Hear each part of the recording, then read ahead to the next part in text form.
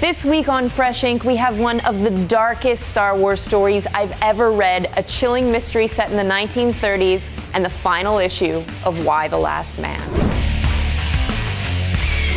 We kick things off with one of the best and most depressing Star Wars comics of the year, Star Wars Dark Times, Volume 1.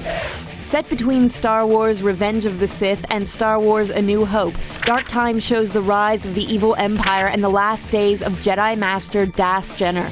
With the Empire victorious, the fugitive Jedi, his Nassorian friend Bomo, and the crew of a rebel ship attempt one final rescue of the Nassarians' enslaved family. What ultimately happens is one of the bleakest, most upsetting reveals in the entire Star Wars saga. Boasting gorgeous art, tight storytelling, and Lord Vader himself, this is one of the top Star Wars comics out there, and I can't wait for Volume 2. Of course, the only thing more disturbing than that Star Wars comic is a murder mystery set in America's own horrifying past. Incognito is a tough look at the South in the 1930s, a time when lynchings were commonplace and most newspapers and Americans looked the other way.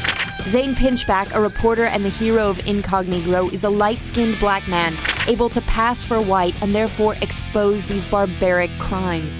This is an unflinching look at one of the worst and most woeful chapters in American history, and while the central mystery has plenty of twists and turns, it's the unsettling historical details that make this an eye-opening and complex exploration of our nation's troubled past.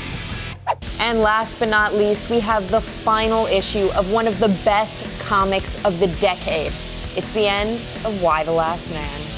For the past 5 years, Y: The Last Man has followed the adventures of Yorick Brown, the only man left alive after a plague kills everyone on Earth with an XY chromosome. Creator Brian K. Vaughan and artist Pia Guerra have created one of the most complex, creative, and entertaining comic book series published today.